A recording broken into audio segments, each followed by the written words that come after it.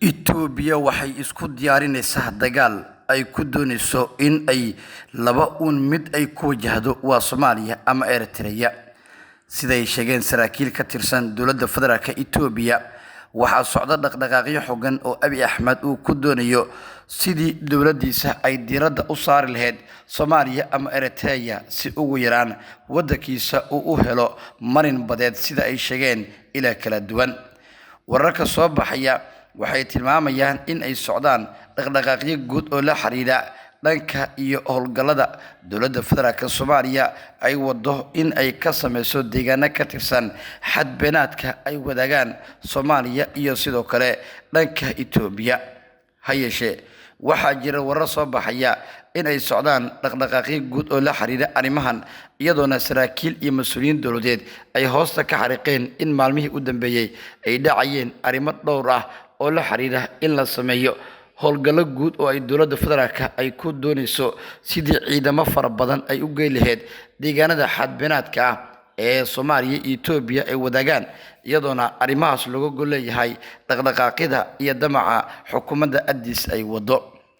Ra'iisul Wasaaraha Itoobiya Abiy Ahmed ayaa dhawaan si toos ah u sheegay in aanay suuragal noqon karin in waddankiisa oo waayo marin badeed isla markaana Soomaaliya iyo Eritrea ay haystaan marinada ugu muhiimsan ee dhanka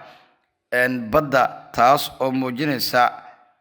in ay socdaan dhaqdhaqaaqyo guud oo la xiriira dhanka Itoobiya damaceeda ah sidii meel ay ugu soo gali lahayd dhinaca badda Soomaaliya sida ay sheegeen ila wareedyo kala duwan Ra'iisul Wasaaraha Itoobiya Abiy Ahmed ayaa waxa uu si toos ah u tilmaamay in Itoobiyaanka oo ah dad aad u fara badan Soomaaliya iyo Eritrea ka badan in aanay xilligan suuragal noqon karin in aanay haysan wax bad ah sidaas oo ay tahayna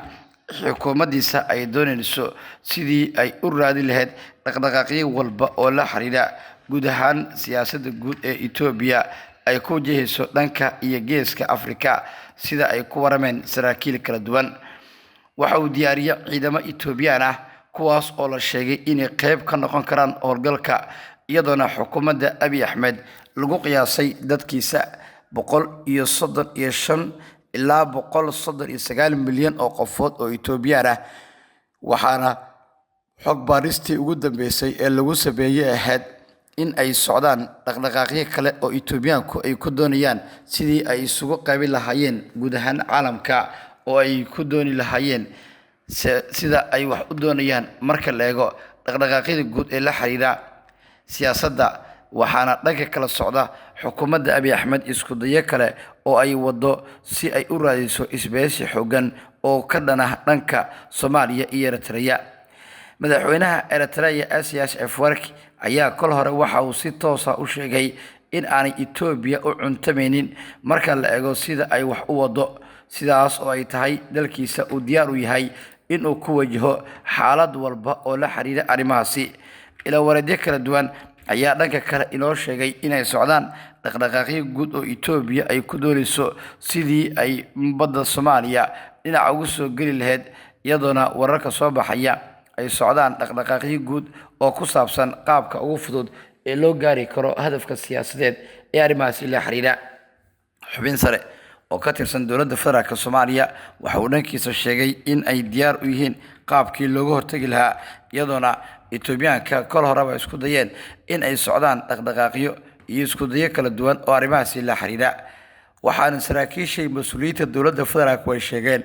in ay doonayaan sidii guud ahaan diiradda loo saari lahaa dhaqdhaqaaqyadaasi guud iyadoona mas'uuliyiintan intooda badan ay tilmaameen in ay wadaan dhaqdhaqaaqyo kale oo ku saabsan in la gaaro hadafka ugu weyn ee ah in la soo saaro shidaalka iyo macaadinta kale ee dalka ku jira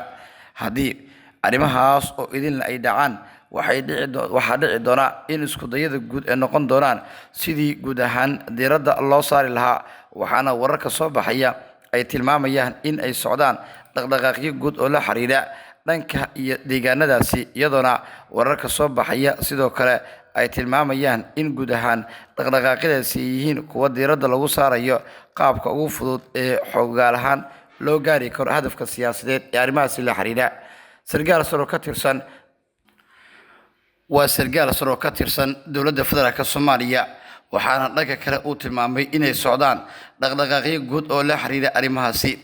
ila wareedyadan ayaa dhanka kale waxay hoosta ka xariiqeen inay socdaan dhaqdhaqaaqyo guud oo lagu doonayo sidii diiradda loo saari lahaa guud ahaan in diiradda la saaro waxaana mas'uuliyiintu intooda badan ay tilmaameen in ay wadaan isku dayo kala duwan oo ay ku doonayaan sidii arrimahaas ayagu sargaari lahaayeen xubin saro ka tirsan dowladda federaalk Soomaaliya waxa uu tilmaamay in ay wadaan dhaqdhaqaaqyo guud oo ay kaga hortagayaan isku dayada kala duwan ee la xiriira in la bilaabo abaabulka weyn ee ku saabsan qaabka looga hortagi karo in Itoobiya ay damacdo biyaha iyo qayb ka mid ah dhulka Soomaaliya taas oo keenaysa in arinta markan ay u baahan doonto isbedel weyn oo siyaasadeed sida in laga hortago damaca Itoobiya ku jira wixii warar iyo dhacdooyin arrimahan ku saabsan soo kordha